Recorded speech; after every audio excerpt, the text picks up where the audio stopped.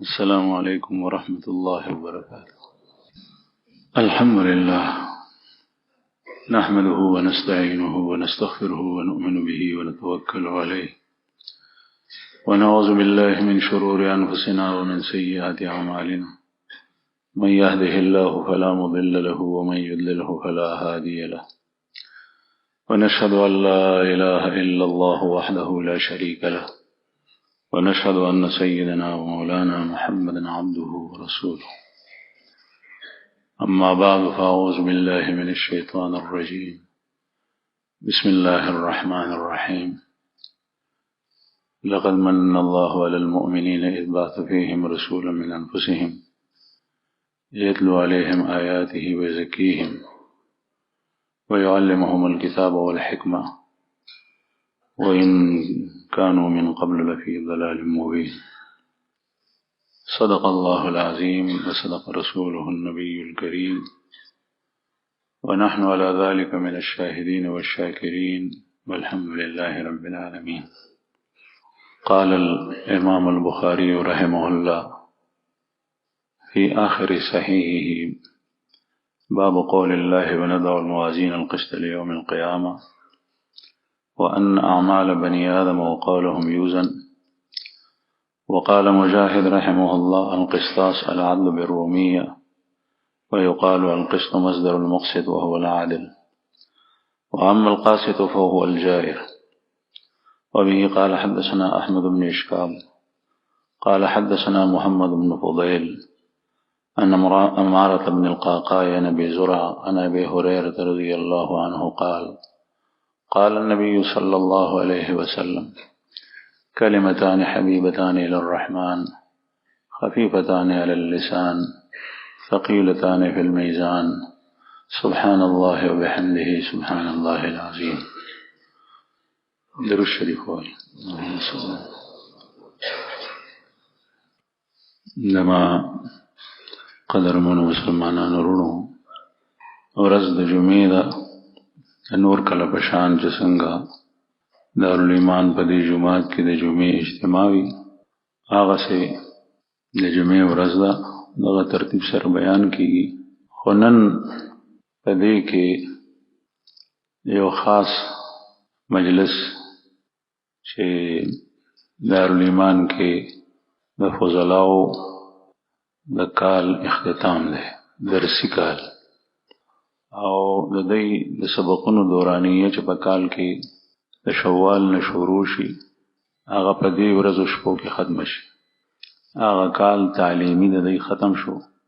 بیا مخکې شعبان او په هغې پسې د رمضان میاشت، د رمضان مبارک میاشت د تقدس او په هغې کې د ډېرو اعمالو دپاره د ځان وزګارولو دپاره زمونږ د مدرسو باقاعده رسمي سبقونه ودرېږي. بیا دا دوه نیمه میاشتې چوټیانې. دغه سلسله کې د دستاربندۍ دا تقریب دی. په دې کې زمونږ دا مدرسه 3 درجې دي صرف. په دې کې واړه طالبان نشته او په هغې کې یو دوره حدیث لویه دوره ده، دویم موقوفون علیه وړه دوره، او دریم تخصص. بیا وړې درجې دلته نشته دی. البته د دې دارالایمان سره متعلق او ملحق نور شاخونه دي چې په هغې کې باقاعده د درجاتو د کتابونو تعلیم هم وي او د هغې نمونه به تاسو د مخکې د ماشومانو بچو د مختلفو ژبو کې، پښتو کې، په اردو کې، په عربۍ کې د هغې تقاریر او بیاناتو نه دا اندازه لګولي. او تاسو په هغه کې دا اورېدلي چې هر یو طالب نسبت مختلف مدرسې ته کېده. دا مدرسې هم د دغه سره ملحق دي، دارالایمان والتقوا سره، جامعة المختار سره. په خپله په دې کې د نورو مصروفیاتو د وجه نه دغه غټې درجې دي، نو ټولو درجو طالبان دلته نشته. په هغې کې هم څه طالبان پاتې کېږي او څه ځي راځي، څه لیلي دي څه نهاري دي. په دې کې د موقوف علیه طالبان هغې ته خو 1 کال پاتې دی. او دوره حدیث طالبان هغه د درس نظامی تکمیل او شو هغه فاضل شو. البته چې کوم طالبان مخکې تخصصات کول غواړي چې هغه د یونیورسيټي په سطح باندې پی ایچ ډي وي دکتورا د زمون په مدارسو کې تخصصات کیږي. عموما تخصص فی الفقه دا په اکثر مدارسو کې ویدل دم تخصص فی الفقه ده. یا بعض مدارس داسې دي چې په هغه کې تخصص فی الحدیث، تخصص فی الدعوة والارشاد او تخصص فی علوم القرآن، مختلف تخصصات شي. لیکن دې کې د دوو درجو طالبان فارغيږي، یو دوره حدیث او بل تخصص. دا د غي تقریب د اختتامی زمونږه او زمونږ د مرګرو علماو ذوق او د دارالایمان ذوق او ترتیب د نور مدارسو په شان نه کوم اهتمام سره چې آلته ختمات کیږي، بلکې دلته موږ د جمعې په مسکه دغه ختم منظم کړي. او دا غي وجه دا ده چې بعضی حضرات علما کرام هغه وایي چې دا خبره ډېر تجاوز او ډېر بهر وته، یعنی د حقیقت نه رسم طرف ته ځي.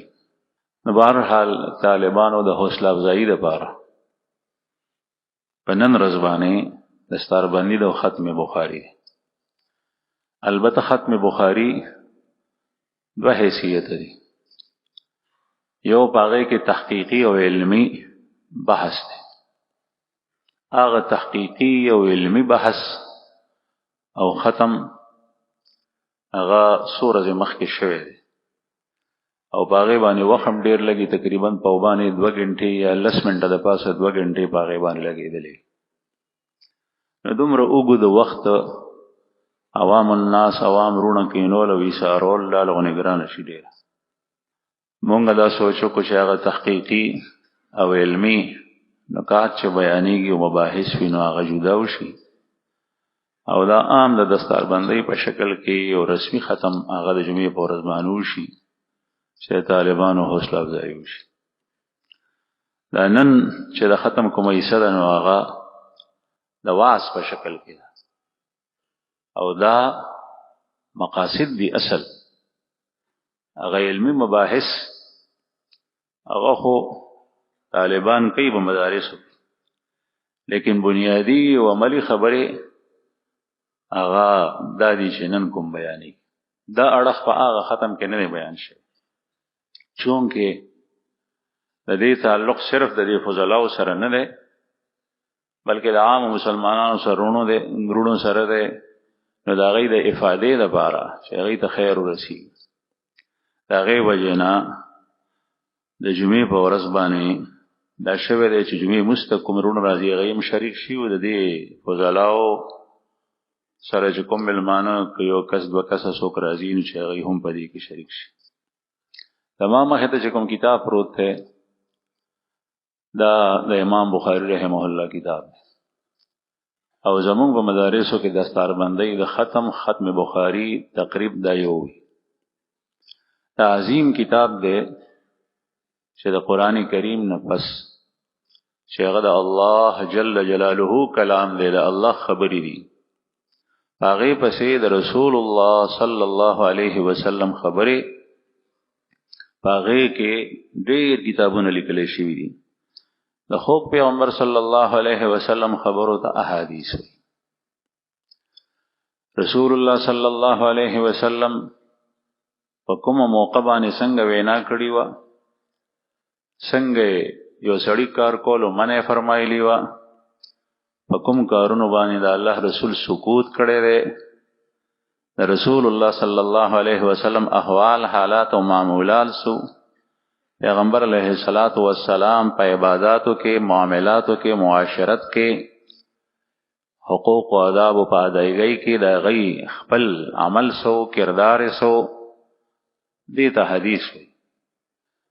او دا الله جل جلاله دا خبري اصولی طور سره په قران پاک کې نازل کړي دي او دغه په دنیا کې د یو مسلمان د ژوند تیرولو لار ده.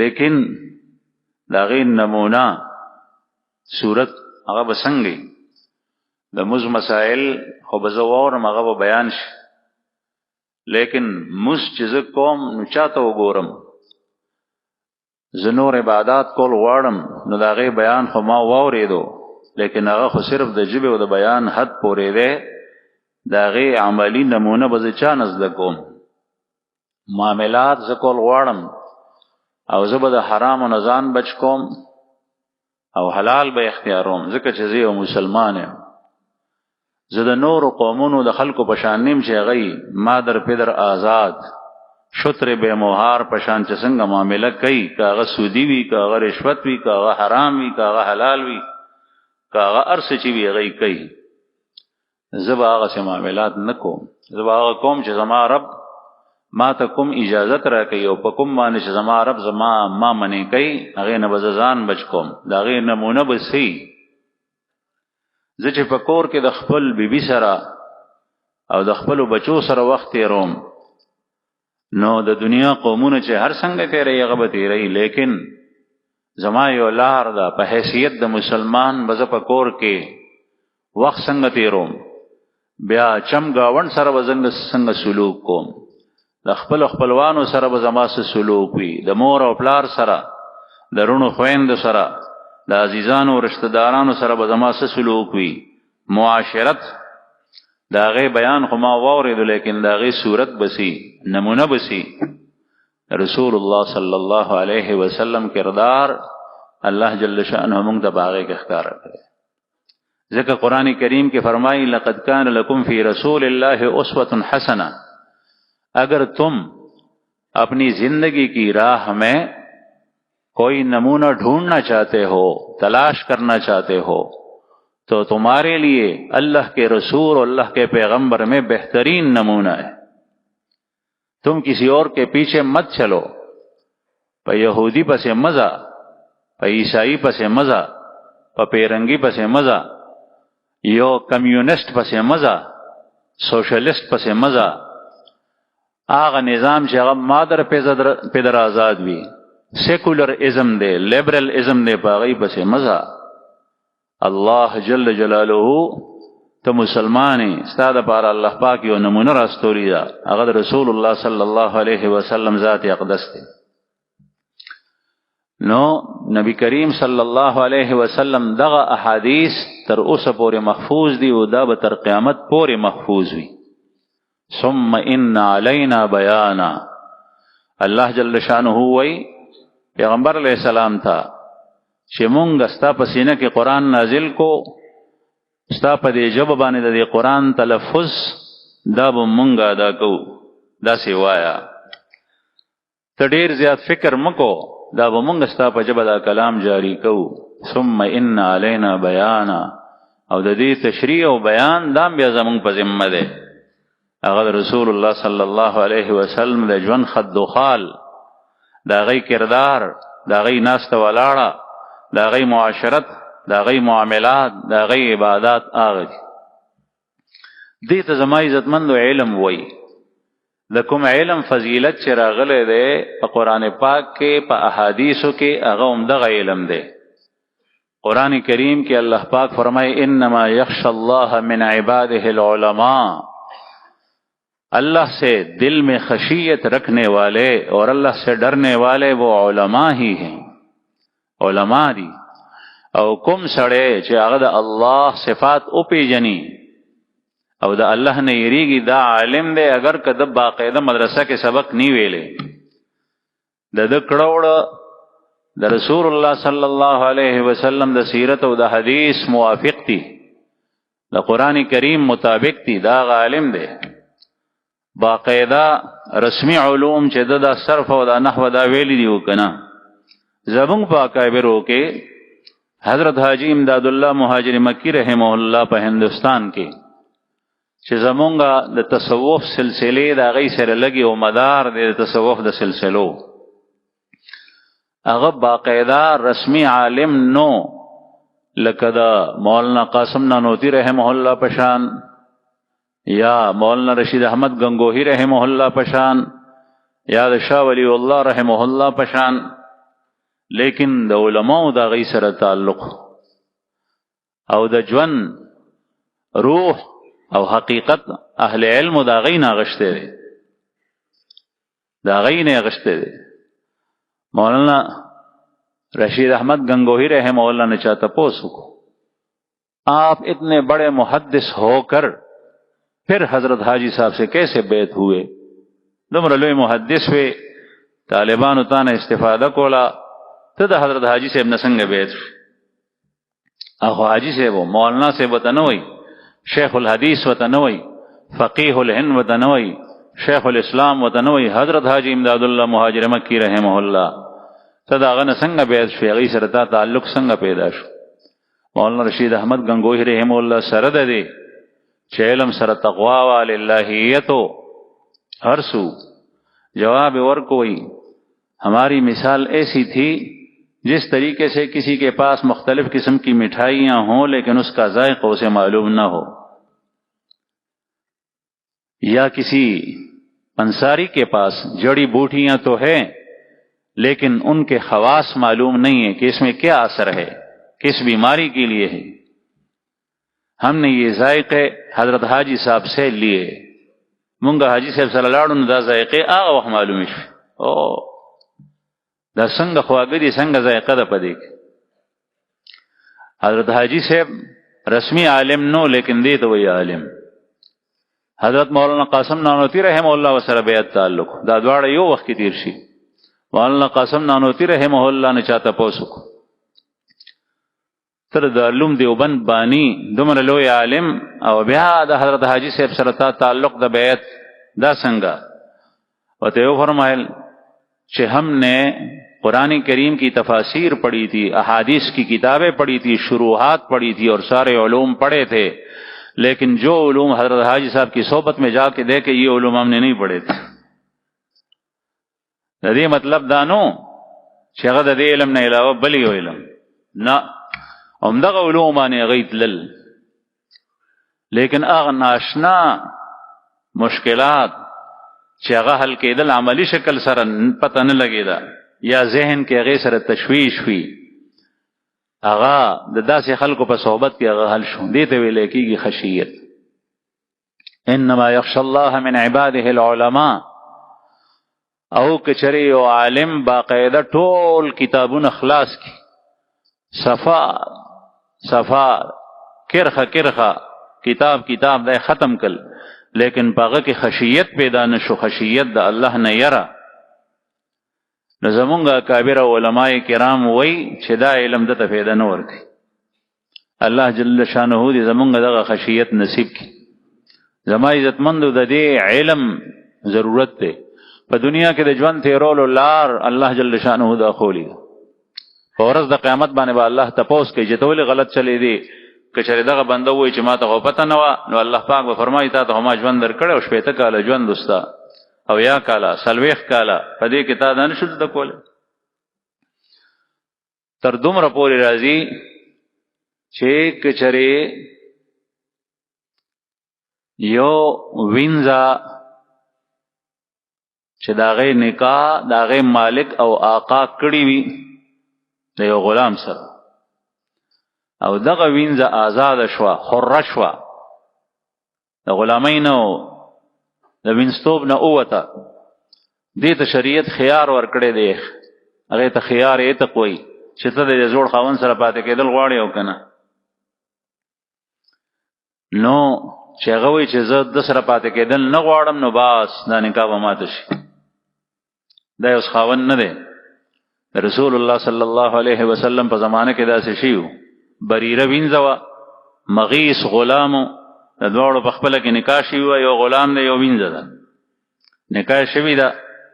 بیا د بریره رضی الله عنها مالک آزاده که چې څنګه آزاده شوه نو دی وی زه مغیث سره پاتې کېدل نه غواړم. نو مغیث غلام هغه سره ډیره مینه وه. روات وی صحابه کرام چې د مدینې منورې په لارو کوڅو کې به دا مغیث غریب منډې والے او دې ته به وی چې ما قبول کا، خدای ته وګوره ما قبول کا، او سترګو نه اوښکې به یې دې جړلې ځکه چې د غلامۍ ژوند یې تېر کړی دی ورته وی چې نه. رسول الله صلی الله علیه وسلم ته وایي چې یا رسول الله، پیغمبر علیه الصلاۃ والسلام او ته فرمایل چې بریره په مغیث باندې رحم وکړه، مغیث باندې رحم وکړه یعنی قبولی. نو هغه وته وی چې یا رسول الله ستاسو حکم دی او که مشوره ده؟ نبی کریم صلی الله علیه وسلم وته فرمایل چې زما رائے ده، مشوره مې ده، حکم نه دی، یعنی خو خستا ده، حکم نه دی. نو بری رضی الله عنها ته فرمایي چې یا رسول الله کله ستاسو حکم دی نو زه مغیث نه قبلوم، دا مشوره ده نه قبلوم، که حکم به بیا او مې مجبورن قبلوم. دینه دوه خبرې معلومې شو. یو دا چې یو وینځه په وینستوب کې په هغه زمانہ کې چې باقاعده مدرسې نشتا، مکاتب نشتا، د علومو طریقې داسې نه وی لکه نن سبا چې څنګه دي. هغه وینځه د دې مسلې نه واقف ده چې هغه آزاد شي، نو هغې ته حق حریت حاصلېدو سره سره دا حق حاصل دی چې زوړ خاوند قبلی او که نه. دې ته پکار دی چې دا مسله دا زده کي، حالانکه هغه وینځه د هغه د مالک د کار نه، د روزګار نه نوزګاریږي، د خدمت نه نوزګاریږي، لیکن سره د دې د علم نه ځان واقفوي. دومره مسله به ورته معلوموي. نو د موز علم، د روژې علم، د نور علمونه خو به ورته خامخا حاصل. بیا دومره باریکه نقطه یو وینځه چې هغه آزاده شوي د هغه وایي چې یا رسول الله دا ستاسو حکم دی که مشوره ده؟ چې نن سبا غټو غټو خلکو ته پته ني، ځان ته څومره هوښیار وي چې مشوره څه شي، حکم څه شي، او اطاعت په کوم صورت کې واجب دی د پیغمبر، په مشوره کې نه دی واجب. ځکه صحابه کرام براغون کړل نبی کریم صلی الله علیه وسلم وته به فرمایل چې مشوره کو. قران کریم کې الله پاک رسول الله صلی الله علیه وسلم ته فرمایي وشاورهم فی الامر، دای سره مشوره کو یا رسول الله. په مشوره کې رائے به خلاف راتلی، د بدر د قیدیانو په مشوره کې رائے خلاف راتلی. صدیق اکبر وی چې یا رسول الله دینه فدیه وصوله کو، دا پریدا، او یا کسان قیدیان، او یا کسان مړو، او یا قیدیان شویو، فدیه تی واخله او پریدا. د نورم ډیرو حضرات رائے داوا، د عمر فاروق رضی الله عنه رائے داوا، پیغمبر ناشته دا غیر رائے داوا چې یا رسول الله هر یو قیدی خپل عزیز او رشتہ دار ته حواله کا، کله چارور وی رور ته حواله کا، کله چا پلار وی پلار ته حواله کا، تور او دور کې جسر ته قلم کی. ځکه چې د دې د وجنه د ټول شیطانت او فتنه چې خورشي وي د دې د وجنه د اسلام خلاف، تاسو خلاف، د مسلمانانو خلاف څومره ظلمونه کړي او څه د دې کردارو دې ټول قتل. نبی کریم صلی الله علیه وسلم موجود دی، رائے راضی، رائے کې اختلاف کې دی شي. لا الله رسول فیصله پاغو که چې قیدیان دی آزاد شي، فدیه واخلي. الله جل شانو قران پاک رسته حکم نازل کو، مخکې نو نازل شوه چې عمر چې څنګه رائے ورکړي و دغه رائے ټیکو. رسول الله صلی الله علیه وسلم سترګو نه بيدي، سترګو نوخ کې بيدي مبارک. پدې کې عمر صاحب رالو چې یا رسول الله خیر خو دې تاسو جاړې ولې؟ په کچره د الله عذاب راتلې د اسمان نه، نو عمر او فلان کې به بچ کېدل، نور ټول پکې راګیر شي. خدا الله حکم نور اغله مشوره وا په دې باندې نیول نو، لیکن را اختلاف کې دي شي. دا نقطه یو وینځه هغه ته معلومه ده، لیکن نن سبا دا نو کا د غټو غټو خبرونه یو غټ سړی او خيار جرګنشین په وجره کې دا غنخ به خبرو کې څوک نمبر نشي وړي، د دې سيزونو نه غنه خبري، د دین نظام نه خبري. حالانکه قدم په قدم مکاتب دي، مدرسې دي، علما دي، لیکن په دې کې شرم محسوس اکثر رونه کله کله تپوسو کی د جمعې په ورځ باندې کوم رونه چې اهتمام سره د جمعې مستدل ترازی غي ته پته ده چې د بیان نه پس د سوالات او جوابات او سلسله پرچایو باندې سوالونه راځي، جوابونه، هغه نه پس بیا د ذکر مجلس وی، اصلاحي مجلس وی، هغه کې ډېر رونه چې چا بیان کړي د ماته یا مرګرو ته ډېر زیاته فایده کی. بعضی رونه پړم بیزل چې راشي د دلته نشغه مجلس کې کینی، واپس سیده غزړه حالت بدلی. دا الله نوم ول ذکر الله اکبر ډېر لوی دی، خو چې په طریقې واخلې، به طریقې نه، دا غي طریقه ده غشت. هغه کې خاصرات د انسان په ځړ کې تبدیلی راولي. علم احکام بیانو کله کله په کلونو سړی اوري، تبدیلی پکې ناراضي، کله یو مجلس کې سړی کینی پاغه کې تبدیلی راشي د جمعې په ورځ دا کی بعضی رونه تپوس کوي چې مونږ د جمعات ناراضو نو مونږ تخپل امام سی وای چې تاسو حالت ولې ځي اغم جمعات ته دام جمعات ته دلته ولې مز نه کوي او خپل جمعات کې مز دا ضروری دی نو زه خو هغه سات چې جواب ورکم خدا مسله ووري چې یو ستا صرف او صرف د مز د پاره بل جمعات تللی دا غې د پاره بل جمعات ته مزه صرف په خپل محله کې کوه پنځ وخت مز چې دی پنځګانا یو د جمعې مز دی د جمعې د مز احکام او دا غې آداب جدا دي د جمعې مز په جامع مسجد کې کول پکار دي دا خو بیل خبره ده چې نن سبا مسلمانانو کې تفرق انتشار ډلبندي جماعت بندي پیدا شوه پکار داوا چې په خار کې په کلی کې په قريه کې په مصر کې یو جماعت په پاغه کې د ټول مصر مسلمانان راغونډي دي هغه کې مسکولې تاسو به د مسجد سره یو ټکي بل اوریدلې جامع مسجد نن سبا هر یو جماعت جامع مسجد دی د جامع مسجد مطلب دا دی چې دې علاقې کې څومره جماعتونه دي دا ټول جماعتونو مشر جماعت چې پاره کې د ټول جماعتونو خلک راتلې شي راغونډې دي شي هغه دا جماعت په دې کې د جمعې مسکی د جمعې مز د پاره هغه شرط نه دی چې کوم د نور جماعتونو د پاره لیکن علما وایي چې د جمعې مز مختلفو جماعتونو کې کېږي نو کې دې شي دا مطلب نه دی چې دا افضل ما غدا چې څنګه په خوا د رسول الله صلی الله علیه وسلم په زمانہ کې په مدینه منوره کې مختلف جماعتونه لیکن د جمعې مثبت رسول الله صلی الله علیه وسلم په جمعات کې کېدو حال ته د جمعې مستقل بعض صحابه به د نور مزونو کې مدل تراتل او دا غي دویمه وجه دا غدا چې حال ته علم زده کولو رسول الله صلی الله علیه وسلم باندې به وحی نازل شو هغه چې بیان کولو نو هغه صحابه به د بنو عمر ابن عوف نه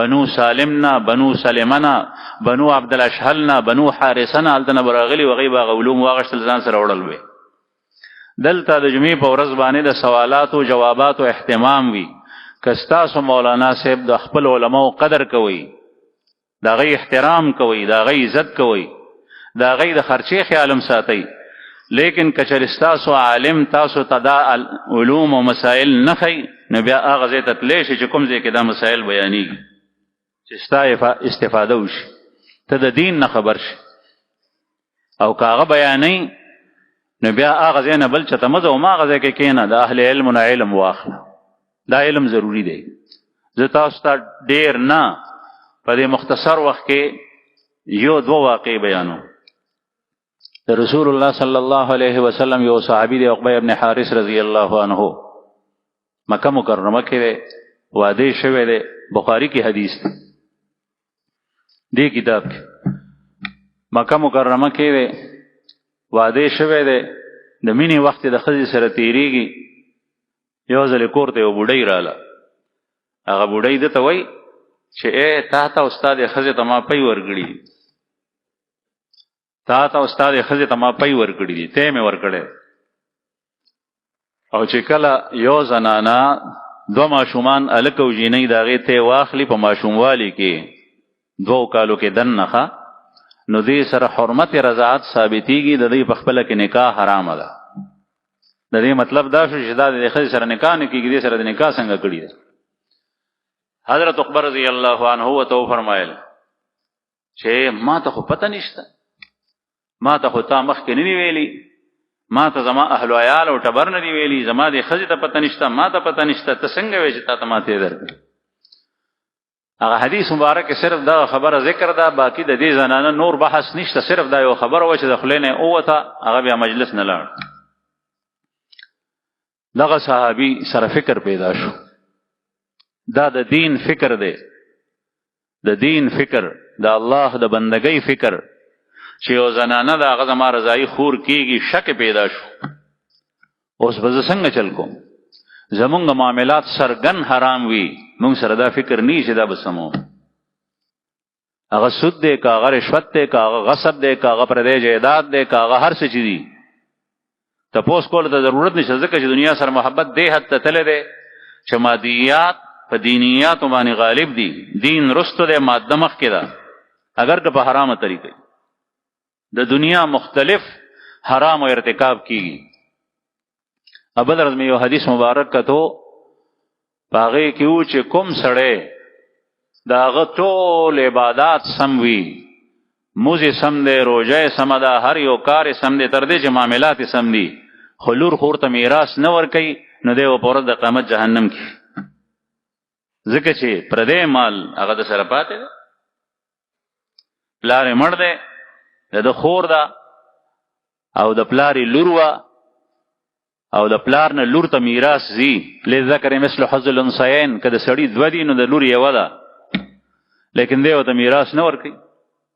اوس د دغه ټوله کاته معاملات هغه لاندې شو، ځکه چې دی په حرامو کې مبتلا دی. او حرامو کې مبتلا کس چې دغه په خېټه کې حرام پراتی، دغه روزه نه قبلېږي، دغه مونځ نه قبلېږي، دغه عبادات نه قبلېږي. صحیح به وي دی به د جمعې 2 رکعاته فرض کوي، د ماسپښین به 4 رکعاته فرض کوي، او 10 به کړی، پاکې جامې به اچولي، جامې مسجد ته به راغلی، لیکن د ده مونځ به قبلېږي نه. صحت جدا شی دی، قبولیت جدا شی دی. د قبولیت اختیار هغه د الله جل جلاله سره دی، هغه د مفتی او عالم صاحب سره نه دی. یو عالم او مفتی به صرف تا ته دا وایي چې ته ما 10 کړو، جامې پاکې اچولې وي، جمع سره مونځ کو مونځ مې وشه، هغه به وایي چې بالکل شو. لیکن رسول اللہ صلی اللہ علیہ وسلم فرمائی من شرب خمرا لم يقبل اللہ له صلاة 40 صباحا، جس نے شراب پی لی تو 40 روز تک اس کی نماز قبول نہیں. چاچے شراب اسکل سلویخ تو رضو بوری مزند نہ قبلی. بیا کچری اغا توبہ وستانو اللہ توبہ قبلی، اغا غفور الرحیم دے.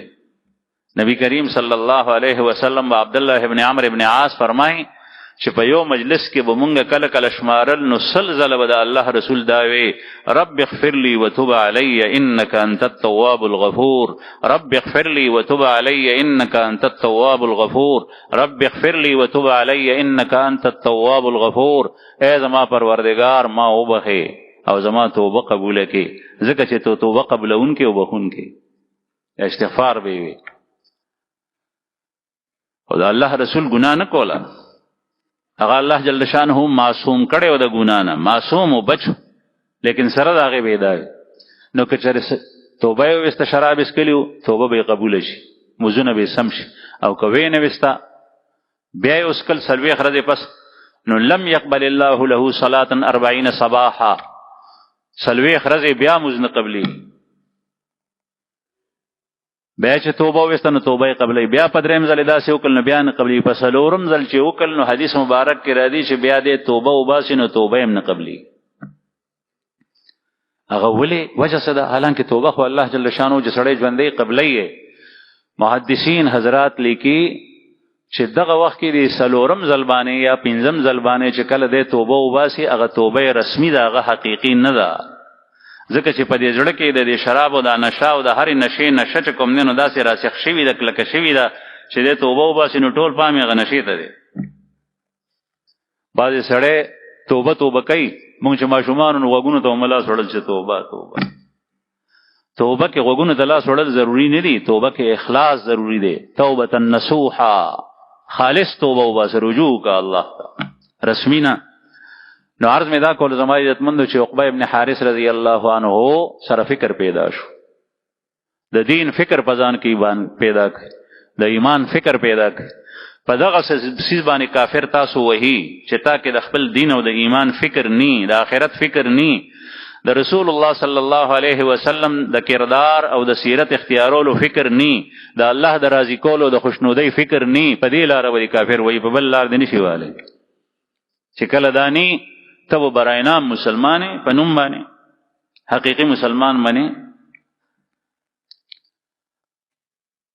او چې کوم ځای کې مرحله کې تا ته ضرورت پېښ شو نو زده کړه کو.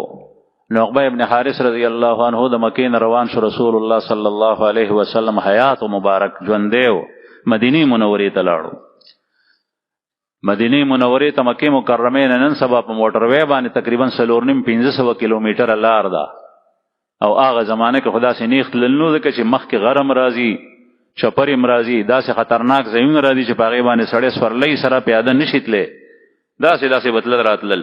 نو اته ورځې مزل او اته ورځې مسلسل دا مزل دی یو ډډې کړی دی، اته ورځې د بل طرف نه کړی دی. دا الله رسول سره ملاقات کو، یا رسول الله یو زنانه رااله ما ته داسې وي، زه اوس څه وکړم؟ فکر دی وسره. نبی کریم صلی الله علیه وسلم ورته وفرمایل چې ته اوس د هغې سره وخت څنګه تېرې، ځکه چې کله هم ته هغې ته نږدې کېږي نو ستا زړه کې به دا راځي چې دا چې ته زما رضایي خور ني. دې ته شکوک وایي. رسول الله صلی الله علیه وسلم فرمایي که خپل عزت او خپل دین محفوظ ساتي نو د مشبهاتو نه ځان ساته، مشتبهاتو نه ځان ساته. مشتبه امور دې ته مشتبه وایي. یو حرام وي صریح چې د هغې حرمت صراحتا معلوم وي، هغې نه خو به خود ځان بچ کړي. نن سبا مسلمان بعضې د هغې نه ځان نه بچ کړي. یو مشتبه وي، شک پکې پیدا شو، هغه داسې. دریم موسوس فیها وي چې په هغې کې وسوسه پیدا شي، په هغې به عمل نه کوي. او دس دې وکړه ته وایي چې یاره او دس به مې نی شوی، دا وسوسه ده مې منه، موس کوه. نوړی خولې ته کې هیڅ شبه پکې نشته دی، او ته وایې چې ته حرامه ني، بیا دې کېخوا نه خورئ بسم الله وایه. شک پکې مه کوه، وسوسه. بازار نه غوښه راړي، د مسلمانانو ملک دی، او قصاب نه چې غوښه راړي نو شک کوي چې ته حرامه ني، چې ته کافر ني ذبح کړي، یا په بسم الله التکبیر به ني ویلې. نه، دا وسوسه ده، شیطان دی هسې ګمراه کوي، خطا کوي. بسم الله وایه او خورئ، حلاله ده. د الله رسول نه صحابو داسې تپوسونه کړو. لیکن مشتبه امر د هغې نه ځان ساته که چېرې ته دین بچ کول غواړې. رسول الله صلی الله علیه وسلم ورته وفرمایل فکیف بها، چې دې دا خبره کړې ده نو ته به اوس هغې سره څنګه وخت تېرې؟ دا فیصله نه وه، دا قضا نه وه، دا د رسول الله صلی الله علیه وسلم په احتیاط باندې مبني رایې وه. نو عقبه ابن حارث لاړو، خوږه بیوي چې ورسره مینه هم ده هغې پرېښوه، هغې بل خاوند سره واده وکړه، د بله ښځه وکړه. دې ته ویل کېږي یو مسلې پسې مدینې منورې ته تلل. اته ورځې د یو ډډې مزل دی، اته ورځې د بلې ډډې مزل دی، او ته د خپل کور نه جومات پورې نشې راتلی. یا چې ته د یو ځای نه راځې بل جومات ته مونځ ته ځې، ځکه چې هلته کې مسلې اورې، تا ته خو د سوال او د پوښتنې چل نه درځي. هلته مختلف سوالات راځي، نو چې ته یې واورې ته به ځان سره هغه علم یوسې، نو دغه وخت کې تا ګمراه کوي، شیطان دې نه پرېږدي.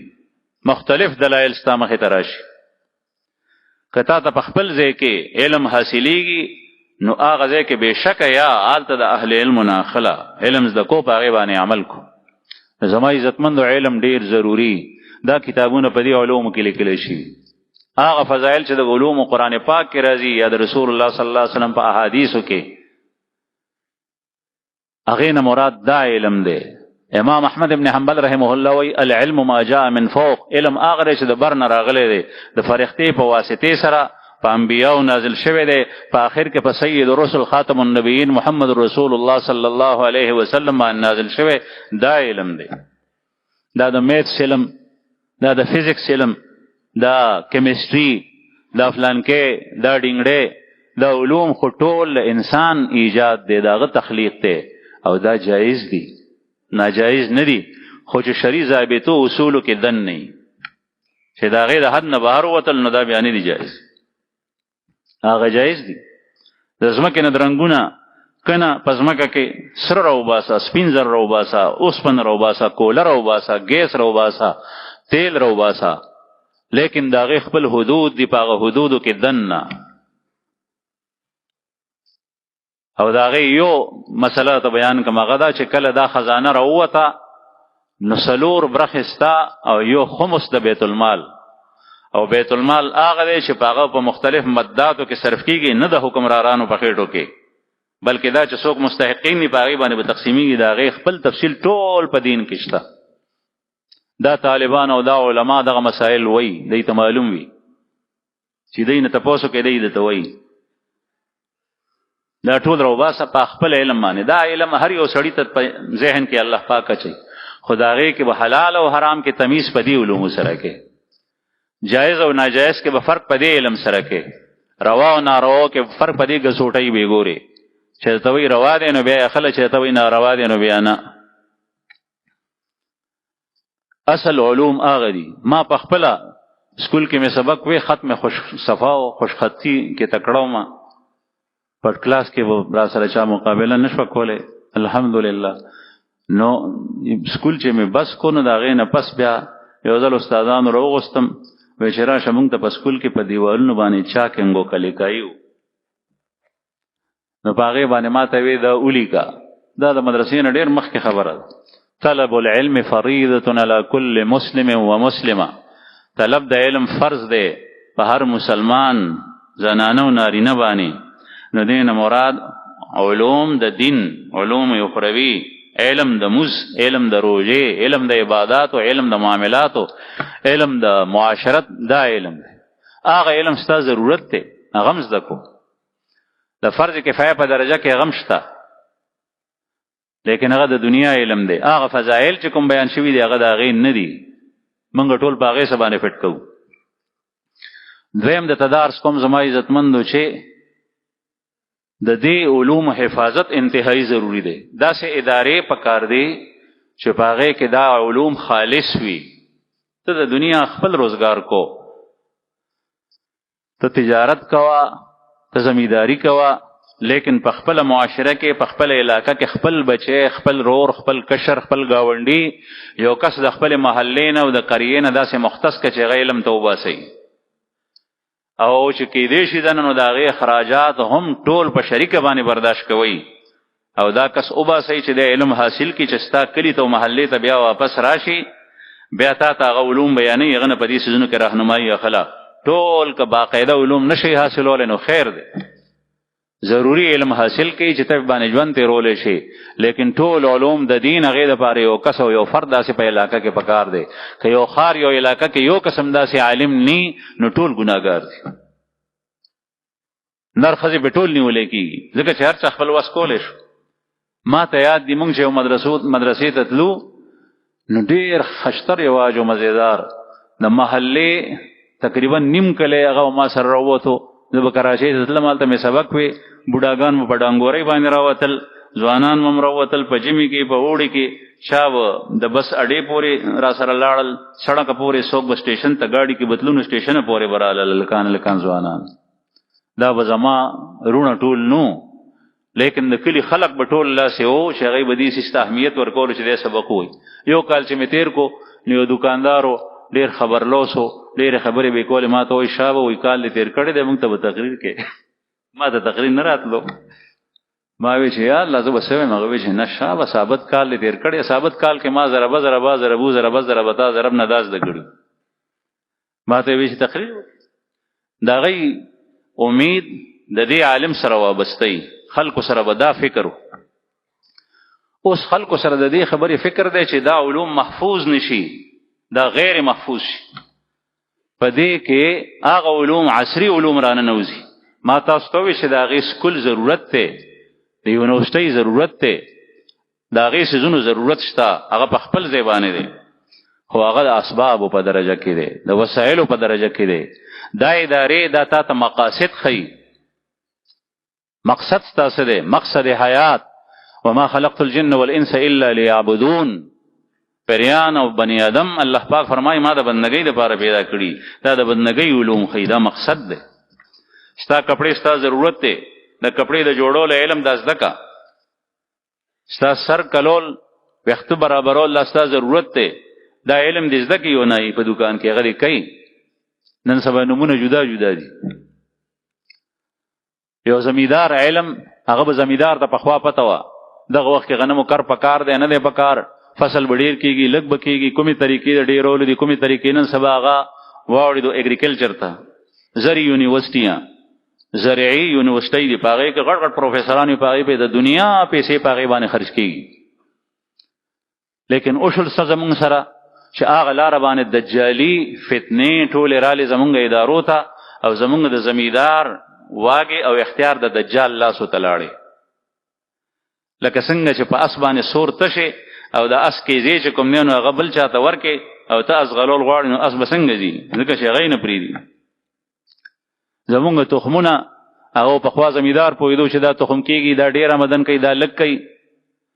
اوس هغه ادارې چې کوم دی نو هغه د هغه خلکو د دجال چې کوم پیشخیمې دي کوم تخمونه تیاری هغه دلته کې راسته هغه مونږ کرو پاغه باندې غظاهری پیداوار ډیر شي لیکن زما عزتمند په یو فصل دمر تاوان وشي دمر تاوان چې اکثر چې کوم نه زمیدار په تاوان کې رواني الان کې زمیدار په تاوان کې کله نو بخو پاغه به خرچ نو آمدن به اوس د لوګانو په کر باندې چې لګ لوګان کرے یو جری ولوګان کرینو په لکون روپۍ سلور لکه 15 لک روپۍ په خرچ اوس به دا سلور او 15 لک روپۍ کوي او کنه دا غي علوم فایده زمونږ جوړی کې دارا پریوت زمونږ په خپل ملک دا تخمونه هغه نه تیاری چې پارزان قیمت زمیدار واخل نو زما عزتمند دا علوم کم از کم دا محفوظ ساتي ځکه چې الله جل جلاله زمونږ رازق دی مونږ ته رزق ورکول والا داخلك ندي دا يهودي نه دی دا عیسائی نه دی دا بل یو بيدین او کافر نه دی زمونږ رازق صرف او صرف الله دی زمونږ مالک الله دی زمونږ ټول خزانه زمونږ د رب سره دي داغه په اختیار کې دي او دا علوم چې حاصل کې او د خپل رب سره په دې باندې تعلق جوړ کې نو دا هر څه غدر کول شي غټي به بل څوک کری به بل څوک ریبي به بل څوک جوړي به په کارخانو کې بل څوک اوستا جوړي کې پراتی چې په طریقه باندې صحابه کرام چې کوم ځکه دا غي بودوباشو هغه د عرب جزیره وا نه د کسرا د فارس کسرا پاغه باندې قبضه کړی دا او نه د روم قیصر پاغه باندې قبضه کړی دا ځکه چې پاغه کې سونه نه فصلونه کېدل او نه مصنوعات او انډستریل ایریا پکې نه و دا سيزونه پکې نو لیکن چې کله دغه صحابه کرام صحابه جوړ شول د رسول الله صلی الله علیه وسلم په توسط سره د الله سره تعلق پیدا شو او دا غي توکل په خپل رب باندې پیدا شو نو د یو صحابي په مدینه کې کورونه او په بصره کې کورونه او په کوفه کې کورونه او په مصر کې کورونه یو زم کورونه او بل زم کورونه او جیداد ډیر شو باغونه ډیر شو نقد مال رالو جړل به وی رسول الله صلی الله علیه وسلم په زمانه کې کوم خلق باغ تنگ دستی کې وفات شوه دی وی دا یو شان حال زمون بل شان حال دی عبدالرحمن ابن عوف په دسترخوان بدریس او کسان کې ناستل مختلف انواع او اقسام خوراکونه په پراتو او د بجړل نوړی نشوخته د کوله او دا بټول د مالو خلکو بوتوي چې سیب خوراک کو روجماتي وخت ویزه حیرانم چې زما مرګري صحابه تللی دي هغه په سختۍ کې تللی دي او دا خدای پاک مونږ ته داسې زونه وسراکل نو زه یریګم چې اسینی الله پاک ما ته زما د غستړ ستومان او عوض په دنیا کې راکې او آخرت کې سمني پدې یریګ نو ارز می دا کول زما عزتمند چې نن سبا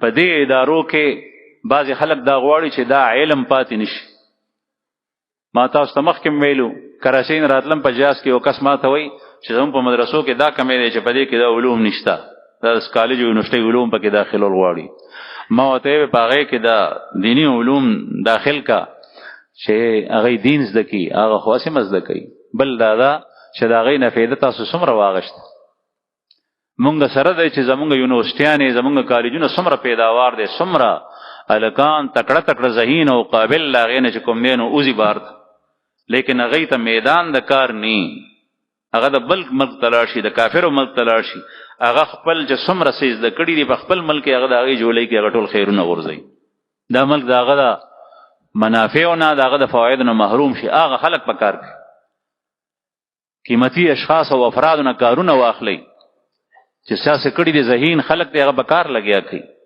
دا خلق دلته پرې دی د دې مدرسې چلیدو هیڅ فکر تمکو عرض می دا کول زما عزتمند چې علم یو ضروری دی دویم د علم حفاظت ضروری دی دین محفوظ کړي هغه زړې طریقې او سبل رضی او ملمد انګلند راغله وغه نه ما تاسو کو ډیر دیندار او مدرسې دال هغه وی چې حالت د مسلمانانو په روپ کې د مسلمانانو په لباس کې پجامه کې یو جماعت پیدا شوه دی هغه وی چې د قران پاک چې دی دا د هغه زمانه د پاره چې رسول الله صلی الله علیه وسلم او اوس د دې ضرورت نشته دا څه خبره و بیا ووري دا به دې ترازی او هغه دا غواړي چې دا هغه خبره دلته کراشي ډېرې در ترا واسطه په معاشره کې چې دا الک دا نوجوان دا زلمه تاسو سره د قران او د حدیث خبره نه مانی پروس کې سبق ویلو په مومن مسجد کې ما سغرالو ما ته ورور عالمو وې زما دا ورور غړي وړي وې دی لغونه پوي کا دا خبره چې ما اورې نو صفه د کفر خبره دهریه چې کوم خبرې کوي زمونږ په کالجونو یونیورسيټیو کې داسې پروفیسوران راغلي دي چې هغه د دې خلکو نه متاثر دي، هغه زمونږ بچو ته دا سيزونه اوس نن سبا ښیي، لیکن د دې بچي پلار د هغه مشر د هغه نه غافل دی، هغه خو وایي چې دې سبق وایي بیا وروسته پیسې ګټل هغه شته دی او که نشته دی، خیر دی دین دې ترنه لاړ شي. او بله ورځ مونږ تلو بشام ته او مولانا صاحب وی چې ختم بخاري دپاره مخکې نه دې ملګرو ورته وخت ورکړی و، مونږ چې روان شو سهار 5 بجې پېشمني روان شو، نو دلته کې لوړه نه وه، هسې خو دلته وي، په هغه وخت کې نه وه. مونږ روان شو موټروی ته لاړو، نو موټروی دا ټول پلازه بنده وه، بیا ښکته جي ټي روډ ته کوز شو، نو چې څنګه جي ټي روډ ته کوز شو دی تاروجه بې څخه دلته نه لوړه شروع شو، په ټوله لار داسې لوړه وه لکه د سمندر په شان.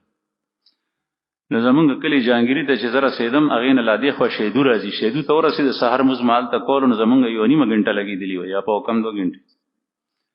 ما ملګري ته وویل چې هغه مولانا صاحب ته ټلیفون وکړه چې دا خو ډېره زیاته لوړه ده، دون دی په دې کې خو راتلل ګران دي، مرګ سره لوبې کولي راتلی نه شو، بل د مرګ خطره ده، اکسیډنټ خطره ده پکې.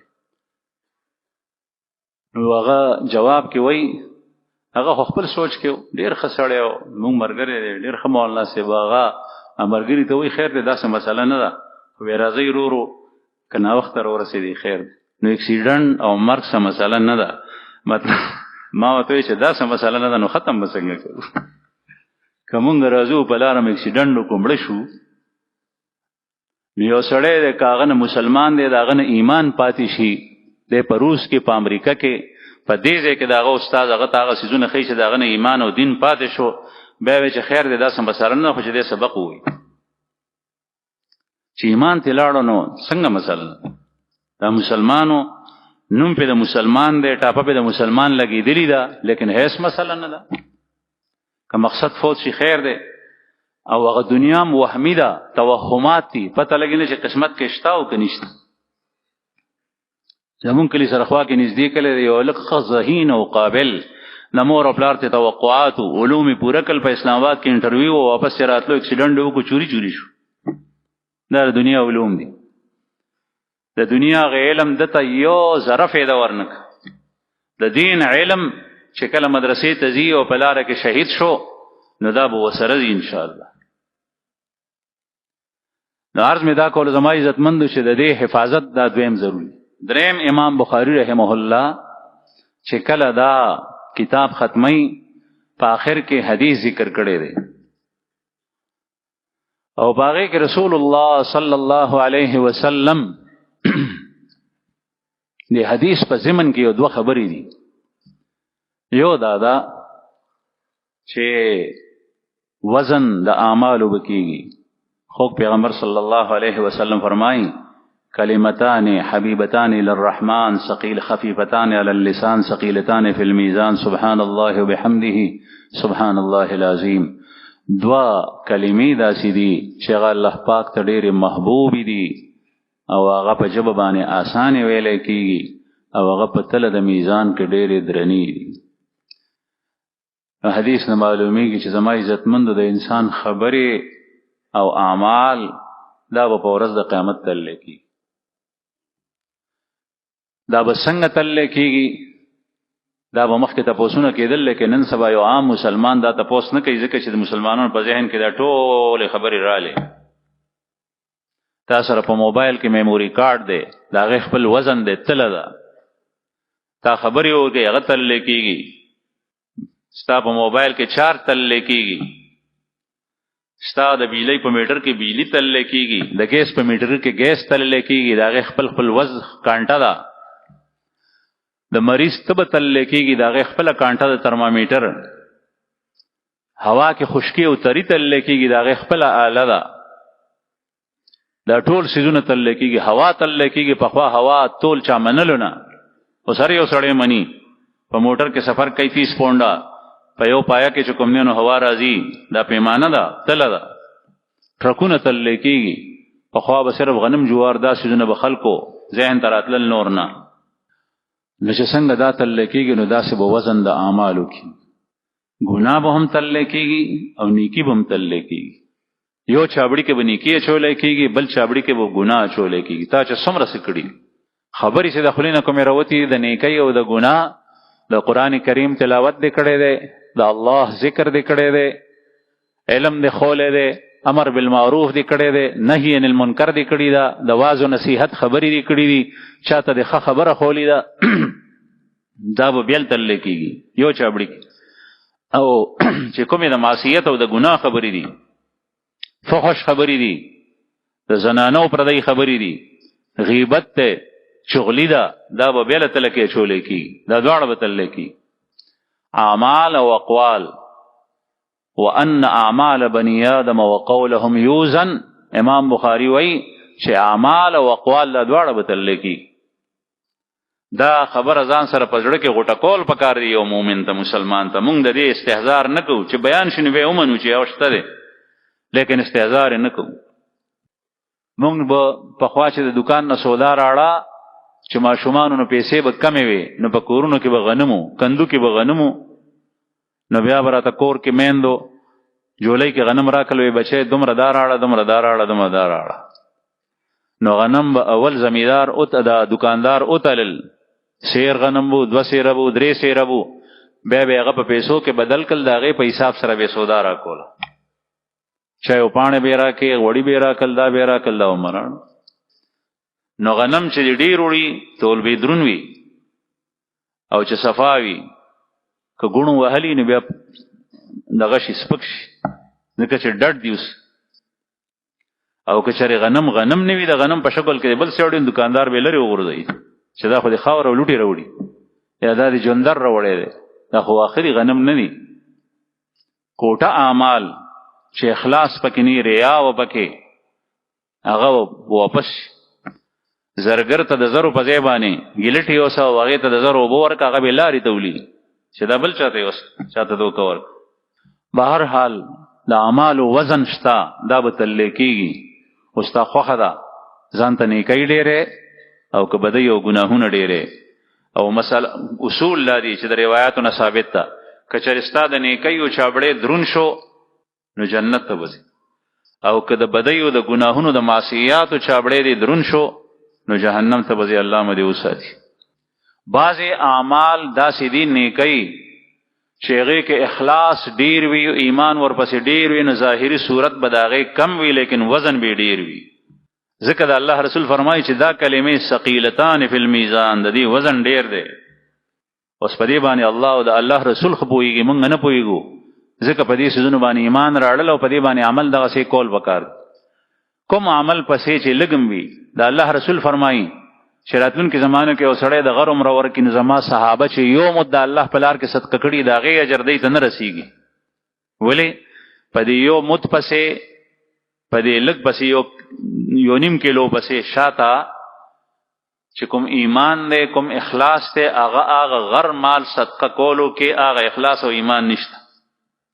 تاسو خفه کېږئ ما چې کله د انتخاباتو وخت راشي، الیکشن، نو بیا څوک دیګونه پخوي، څوک روټیانې، څوک څه کوي، څوک څه کوي، څوک نغدې پیسې ورکوي، فقیر ته ورکوي، مسکین ته، ځکه چې ووټ د فقیر هم دی، بل ته هم ورکوي. دا پیسې چې کومې ورکولی کېږي په دې کې اخلاص او للهیت شته. که چېرې وی نو بیا به دا ټول کال ورکولی کېدل. دا صرف او صرف دې دپاره ورکولی کېږي، د دنیا دپاره چې که ما ته دی ووټ راکړي.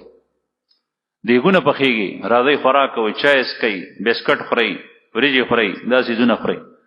نو چې کله دومره خرچه سړی وکړي په هغې کې اخلاص نی، للهیت وي، الله جل شانو سره هغه ځای نیسي، هغه ټول ردي دی، به سپک شي. ځکه اعتبار د کثرت نه دی، بلکې دا وزن دی، د معیار دی الله جل شانو څخه. قرآن کریم کې الله پاک فرمائیں لیبلوکم ایکم احسن عملا، تاکہ وہ رب تمہیں آزمائے کہ تم میں کس کا عمل اچھا ہے. احسن عملا، کس کا عمل اچھا ہے. او احسن عمل هغه کې یو څو څیزونه دي، هغه دا چې یو ایمان وي. دا د حدیث نه ثابت ده، من قام رمضان ایمانا واحتسابا غفر له ما تقدم من ذنبه. دی بخاری کې حدیث تیر شوی دی کتاب الایمان کې. دغه د هر یو عمل سره شرط دی چې د ایمان په بنیاد باندې چا نیک عمل وکړو، روژه یې ونیوه، جنازې پسې لاړو، تراویح وکړې، هغه ته اجر دی. نو لومبی شرط هغه ایمان دی، هغه احسن عمل. دویم شرط هغه پسې دا دی چې پاغه کې اخلاص وي، للهیت وي، د الله د پاره وي. هغه په حدیث کې دی، قران کریم کې دې حدیث بخاری حدیث وړمبه حدیث ته حضرت عمر فاروق رضی الله عنه روایت کوي انما الاعمال بالنیات، دا الله رسول فرمایل انما الاعمال بالنیات وانما لكل امرئ ما نوى. دا اعمال دارومدار هغه په نیت باندې دی، نیت دی خی عمل به خکاته کې چولې کی اخلاص نیت خدا دویم شرط دی د احسان لپاره. دریم دا چې هغه کار او عمل چې کې هغه د رسول الله صلی الله علیه وسلم د طریقې مطابق وي، د رسول الله هغه عمل وي اختیاري طور سره، غیر اختیاري نه. یو سړی خو خوبونه ویني موزونه نه کوي، یو سړی ته خدای پاک حسن ورکړی دی موزونه نه کوي، حسن کار نه کوي، خو خوبونه کار نه کوي، خو سوچونه کار نه کوي، او د خدای پاک چې کوم دی نو مال ډیر ور کوي، رزق په اسانه ور کوي، دا هیڅ عمل نه دی. عمل پکار دی اختیاري شی چې په قصد او اراده سره کړي. څلورم شرط دا چې هغه عمل د رسول الله صلی الله علیه وسلم د طریقې او د سنتو مطابق وي. او امام بخاری رحمه الله دا 2 جلدونه کتاب لیکلی دی او په دې کې احادیث راوړي دي تقریبا 1200 صفحات تی هغې ته نږدې. دا ټول صفحات دې کې چې څومره احادیث دي دا ټول رسول الله صلی الله علیه وسلم غا طریقې ته غولي چې عبادت کې نو داسې وکړي، چې معاملات کې نو داسې وکړي، چې معاشرت کې نو داسې وکړي، د مور او پلار د ښځو او د بچو حقوق ادا کې نو داسې وکړي، چې مزدوري کې نو داسې وکړي، دا ټولې طریقې ته غولي. چې خبرې کې نو داسې وکړي. نو طریقه د رسول الله صلی الله علیه وسلم مطابق چې دا شرایط پکې هغه احسن عمل لري. کو یو يهودي نیک عمل کوي، صدقه او خیراتونه تقسیمي، ان جی اوز لګیا دي کارونه کوي، نو ډومبه شرط نشته ایمان الله جل شانه څخه هیڅ دی نه نیسي. دا هغه نور څه اغراض او مقاصد وي، دنیایي مفادات به هغه تر لاسه کول غواړي تا نه. ته به چې دا خډیر خله دا ټول مسلمانانو نه خله، بعض خلک تعریف مو کوي چې دا يهوديان خو زمونږ نه خري، دا کلمه د کفر ده، علما وایي دا پیرنګیان خو زمونږ نه خري، د مسلمانانو دا کلمه د کفر ده. کته وې چې دا رښتیا ده دروغ نه خري او غیر رښتیا وي نو بیا ټیک ده، رښتیا خري، لیکن دا رښتیا هغه ته فایده نه ورکوي ځکه چې ایمان نشته. دا مسلمان ته فایده ورکوي ځکه ام المؤمنین حضرت عائشہ رضی الله عنها فرمایي د مسلمان عجیب ژوند دی، هغه د قابل غیبته دی، قابل رشت دی، او هغه دا چې دی ټکر اخري نو اجر دی چې صبر پې وکړي، او چې نعمت حاصل شي نو اجر دی چې شکر پې باندې ادا کړي. ایمان دی شاته ورپسې. دا ایمان هغه ګسوټی دی چې هر یو عمل لیکره کوي، هغه ته دا نشته دته دا شته. نو دا شرایط چې پکې وي دا څومره 1200 صفحات تقریبا 1129 صفحات کې د احادیث درجه مکړي دي، د ټول هغه طریقه خولي د چې دې طریقې مطابق بیا دا احسن عمل له. او چې احسن عمل شنو په آخر کې حدیث راوړی دی چې دا وزن دا به درون وي، بیا دا عمل بستا درون وي. لږ خیرات چې دا شرایط پکې و هغه خیرات به درون وي. یو سړی 15 کروڑ ورکی او ته 15 زره ورکی او په هغه کې دا شرایط وو او دا هغه کې نو یا یو شرط پکې نو دا هغه فضل لیاسین ته لاړل او ستا هغه 15000 روپۍ هغه کار کوي، الله جل شانه څخه هغه زینیسي او قبولیت هم الله پاک هغه ته ورکوي. احسن عمل هم هغه دی، وزن بم دا هغې درون وي. امام بخاری رحمه الله چې څنګه وایي چې وزن نو زما عزتمندو اعمال به تللی کېږي، دا خبره مزغو کې کینول پکار دي چې وزن د اعمالو شته. دریم خبره مدارس کوله چې امام بخاری رحمه الله په دې دا کتاب ختم کړی دی په داسې حدیث باندې چې هغې کې رسول الله صلی الله علیه وسلم یو ذکر خولی دی. هغه مسله نه ده د مس سره متعلق نه ده، د روجې سره نه ده، زکات سره نه ده، حج سره نه ده، معاملات سره یو حکم نه ده متعلق، معاشرت سره نه ده، صرف د الله ذکر دی.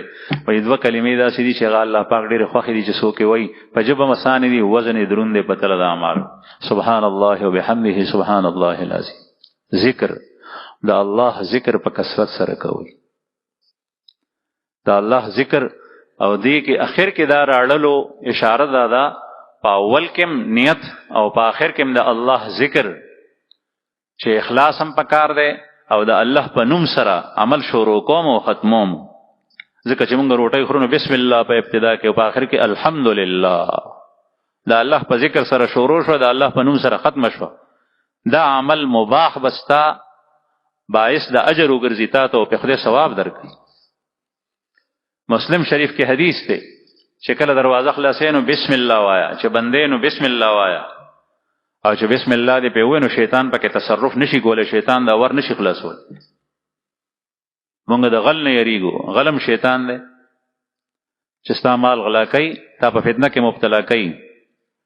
کټوي باندې چې سر ته لري کې بسم الله وایا، چې سر په کې دې بسم الله وایا، زنانو ته وای چې وړه هغه کې بسم الله وایا، چې کندونه غنم راخله بسم الله وایا، چې کوم یو کار کې بسم الله وایا. په آخر کې ذکر، په ابتدا کې ذکر. امام بخاری رحمه الله وای چې ذکر د الله نوم په ابتدا کې هم پکار دی، په آخر کې هم پکار دی. او یقینا چې د الله ذکر او د الله یاد کوم څه سره شامل حال شي، عمل سره یوځای شي، نو قیمتي جوړیږي. ولذکر الله اکبر. قران کریم کې الله پاک فرمایي دا الله ذکر ډیر لوی دی، هغه عمل هم غټ شي لوی شي چې کوم سره د الله ذکر وي. سبحان الله وبحمده سبحان الله العظیم باندې ختم کړ. دا ذکر داسې عمل له چې په جهاد کې، په میدان جهاد کې د کافرو سره په جنگېدو کې بعض مواقع داسې راځي چې په هغه کې سړی مز نشي کولی. رسول الله صلی الله علیه وسلم نه په غزوه خندق کې 3 یا 2 یا یو مز قضا شو، مختلف روایت دي. دا تی قضا شو، دومره سخت مقابله وا، مخامخ کفارو دی په مخونو غشي لاس کیو، دی طرف ته مسلمانانو، که مسلمانانو مخ داسې ګرځول غشي راتلو، مسلمان په لګیدو صحابي. حضرت عمر رضی الله عنه د جنگ خاتمه په وخت کې د ورځې په رڼا کې جنگ کېدو، د شپې باندې کېدو. رسول الله صلی الله علیه وسلم تعالی ما سوتن وخت یا رسول الله ایمان خدا مسکدا شو دي ظالمانو د وجه. دا الله رسول فرمایي امام نه لیکړ، ایمانم کدا ش، دا عاجزی و. دی وخت کې مسکدا کېږي، لیکن قران کریم کې الله پاک فرمایي چې کله تاسو جنگ کوئ نو ګوره دا الله ذکر ډیر ډیر کوئ. تور چلے نو دا الله ذکر کولش، ذکرم کو تورم چلاوا، ګولیم چلاوا په دشمن باندې. دا میدان جنگ کې دا عمل نه فوت کیږي. دا الله یاد او دا الله ذکر رسم د پاره مکو. بعضی سړی وی عمل په لوډ سپیکر په جمعات کې شروع کړي، یوازې ناشتي خپل دعاګانې کول، خپل وظایف ځان سره په خپل کوا. لوډ سپیکر دې کولاو کړی دی، بجلی بیل خرج کې، لوډ سپیکر خو د دې لپاره نو ستا عمل بیا سو کوي یا نه، او بیا دې لګیای او چې یو ورځ قضا کې دې چې ته به وینو هم راځي، مستن راځي، لیکن دې ته خامخا راځي چې خلک بوي چې غفلان کې څه شو، نور کله به دعاګانې وظیفې کولې او نن خو نشته. د دې ملامت نه دی لاړ شي، دا د خدای لپاره نه کوي. دا الله ذکر چې کینو ځان ته کوټه کېم کوه، جمع کې د سفیدې لپاره کوه، غني ځان ته کوه. دا الله جل شانه ذکر داسې عمل دی چې هغه هر وخت د شپې د ورځې هر وخت کې کول، بیماری کې، په صحت کې، تر دې پورې راځي چې جنت ته جنتی داخل شي مسلمان. الله پاک دې مونږ بوزي. او الله جل شانه دې دنیا کې د داسې عمل، عقیده، وینا، سوچ او فکر توفیق راکړي چې هغه جنت ته د داخلول والا اعمال وي. ځکه چې جنت ته په دې باندې داخلي. قران کریم کې ځای په ځای الله پاک فرمایي دا تاسو د عمل په وجه تاسو دې تراله. اورستموها بما کنتم تعملون. ان جنتوں کا تمہیں وارث بنایا گیا ہے ان اعمال کی وجہ سے جو تم دنیا میں کیا کرتے تھے. الله جل شانہ دا باعث ګرځولي. دا سند چې دنیا کې خره او سپي، حرام او حلال کې تمیز نه کې، بیا ته چې زو جنت ته ځم. الله پاک یو ضابطه ګرځولي دا نه. دا غیر لپاره شرط دا چې دا بکې ایمان بوي، عمل بوي، اخلاص بوي، للهیت بوي، ستړي ستومانه بوي. دا لارشي په فلسطین کې وګورئ، ویني تویږي، کندمیږي، ماشومان زخمیان کیږي، غریبانان کورونه ټول وران شول، په کیمپونو کې پاتې کیږي. او بیا پاغه کې د الله جل شانه د طرف نه امتحانات. د دنیا خلکو ته خی چې کوم یو کس خندا کوي او کوم یو کس چې کوم نه هغه د هغه لپاره دعا کوي. هر یو سړی ایمان بیلی ښکار کوي، د چا نه ایمان زی او د چا ایمان مضبوطیږي. هغه خلکو هم او د دنیا د تماشګیرو هم څوک وته دعا کوي او مدد ورکوي، ایمان مضبوطیږي. دې کې د مدد رسول مختلفه طریقې دي. او څوک پاغي پورې خندا کوي او غي ته نقصان رسي او ماغه دشمنانو سره یاري د چې څوک پاغي باندې وري او دا په عمل سره، دا په زخمونو سره، دا په شهادتونو سره، دا قرباني ورکولو سره الله جل شانه چې څنګه سترګې پټې شي بیا دې چې وویني بیا وایي چې زما رشتہ دارو ته وسوک زما اطلاع ورنکړي. رسول الله صلی الله علیه وسلم صحابه کرام شهیدان کېدل، الله جل شانه پیغام رسول مدینه منورې، حضرت خبیب رضی الله عنه، زید ابن دسنه رضی الله عنه وغیرہ وغیرہ. نو عرض می دا کول زما عزتمندو چې ذکر داسې عمل لې چې دا په یو ځای کې په هر وخت کې کول شي، خپې دې نشته، لاس دې نشته، سترګې دې نشته، جبه دې نه چلیږي، په زړه کې کوه دا الله ذکر، دا الله ثنا، دا الله صفت. او زمونږ رب حدیث مبارک کې راځي دی بخاری کې چې الله جل شانه څومره په خپل تعریف خوشحاليږي نو داسې په بل یو سیز نه. او دا الله تعریف دا الله ذکر دی، ته وې الحمدلله رب العالمین، دا الله ذکر دی، دا الله تعریف دی. ټول تعریفونه او ثنا صفت هغه ذات ته دی، الله ته دی چې هغه د عالمین او رب دی، الرحمن الرحیم چې هغه ډېر مهربان دی او نهایت رحم کوونکی دی. دا د الله ذکر دی، دا الله تعریف دی. مالک یوم الدین، د ورځ د قیامت بل څوک مالک نشته، صرف او صرف هغه مالک. او اسه خدای هر یو سیز مالک هغه دی، لیکن په هغه ورځ به ظاهری مالکیت هم ني. دا ټول الله تعریف دی چې کله دا کلمات په مسکی مزګزار مسلمان وای نو الله پاک فرمای حمدنی عبدی، میرے بندے نے میری تعریف کی، زما بنده زما تعریف کو. او جنت کې به مزم نی، روزه بم نی، زکات بم نی، لیکن ذکر بوي. جنت کې ذکر شتا، نور اعمال نشتا، ذکر په جنت کې مشتا. حدیث مبارک کې راځي رسول الله صلی الله علیه وسلم فرمائیں یلہمون التسبیح، جنتیوں کو تسبیح اللہ کا ذکر الہام کیا جائے گا، یعنی خود بخود ان کے سینوں میں اترے گا. ساچ اخلی غیر سره ذکر کوي، ساغشتو سره خو الته تکلیفی ذکر نی، غیر تکلیفی بھی پخپل وکي. تکلیفی ذکر دا ده چې ته اهتمام سره کینې او دا الله نوم اخلي او په دې خپل باندې نور خبرې بن کې او دا الله نوم اخلي، تلاوت د قران پاک کې، ذکر کې تسبیحات و تحمید و، نو خامخا باندې ځان ستړی کې. او په جنت کې به دا ستړی نشته دی، حالت بدغه سي. نو دا عمل په اخر کې د زما عزتمند د دې قدر او قیمت به او معلوم شي چې کله د انسان سترګې د دنیا د سيزونو پټي شو، د آخرت سيزونه ښکار شي. دا یا ساتي چې کله د مړي سترګې پټي شي د آخرت سيزونه وویني، د دنیا سيزونه نه بن شي. مونږ وایو چې مونږ سترګوریو، خو زمونږ مثال لا سه لکه د کوی د چیندخ او مړې چې کوم نن شو مړ شي نو هغه بیا د ټول هر څه ویني د آخرت ښکار شي. جنت او دوزخ دا غي مناظر ویني، په قبر کې ویني. الله جل شانه وتخی او دا په عقل مناب کوي، دغه سدا په عقل باندې نه چې اعمال بسنګ تل کېږي، دغه څنګه په عقل باندې د آخرت ټول امور داسي.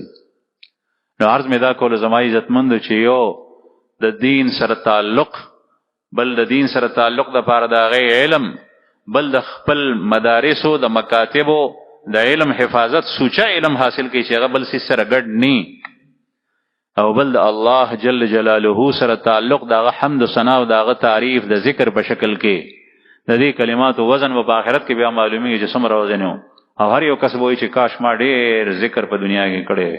الله جل شانه دې موږ ته د عمل کولو توفیق راکړي په خو خبرو، او الله پاک دې دا فضلا مبارک کړي، او الله جل شانه دې لدينا بخبلو علاقوں کے خیر خور کی. واخر دعوانا الحمد لله رب العالمین.